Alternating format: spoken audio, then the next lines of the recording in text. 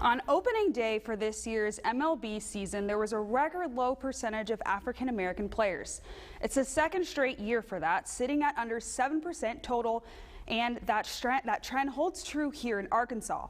I looked into how that impacts young African American players right here and how we could change this. In the 2022 World Series, the Houston Astros took down the Philadelphia Phillies. It also marked the first time since 1950, shortly after Jackie Robinson broke the color barrier, that there were no African Americans in the World Series on either team. Sure, there are black players in the major leagues. In fact, 40% of the MLB consists of players of color, but the majority of them are from the Caribbean, from countries such as the Dominican Republic and Cuba. According to the 2023 MLB Racial and Gender Report Card, only around 6% of Major League Baseball players are of African American descent, the lowest since 1991. So what's behind the decline of the sport amongst African Americans? Well, a lot of it may start at the youth level, with cost being a factor. Just ask Shantae Rice. Her son Rylan, who's 19 now, grew up playing baseball in Pine Bluff. You know, there are a lot of people in our hometown, believe it or not, that couldn't afford the $60 to $100 just for the summer ball. So that's the first, I think, deterrent with baseball, with African Americans, especially in my hometown. That cost barrier is something seen by experts as well. Kevin Kendrick played college baseball at UAPB, but these days he works with student athletes at Florida International University and is an advocate for getting more African American youths into baseball. Another layer of this is the resources financially. When you look at the backgrounds of the individuals who participate, they just don't have it. And therefore, you see numbers drop off dramatically. Not just cost, but the dominance of other sports is something Rylan Blair says he saw firsthand. He played high school baseball at Pulaski Academy.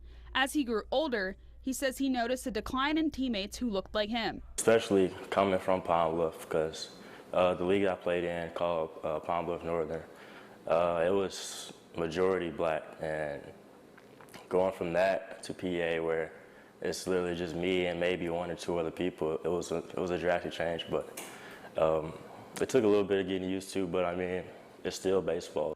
It's still baseball may be another part of the problem, at least when it comes to getting to the big leagues. Unlike many Division I football and basketball programs, most colleges don't give full ride scholarships for baseball. Minor league baseball players don't see the big bucks instantly, something that may influence which sport athletes choose to focus on. In baseball, you get drafted and you may not see a player, show up to Major League Baseball for another 4 or 5, maybe 6 years.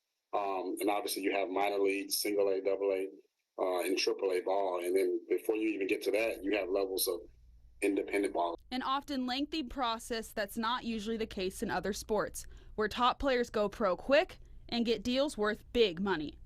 You put that up against sports like basketball, football. It's unfortunate that we have developed our young men and young women to find those other sports more attractive because of resources, because of the instant gratification piece, and then just the stigma that's where we're supposed to be. So what can be done to encourage more African American youth to fall in love with America's pastime? That's where people like Terrell Brown come in, a current baseball coach at Jacksonville High School. He has years of youth coaching experience and has tried to make accommodations for up-and-coming athletes who struggle with affording to participate. Sometimes I have to cut my rate down because you want those guys to succeed, and it's not all about the money, but when a building has a certain fee, you gotta abide by that fee. But I would still cut it down if they can't handle that hourly fee. I cut it down for me. If I got to try to pay out of pocket, I would try. Outside of lowering costs, Coach Brown says having representation on the coaching side helps increase diversity.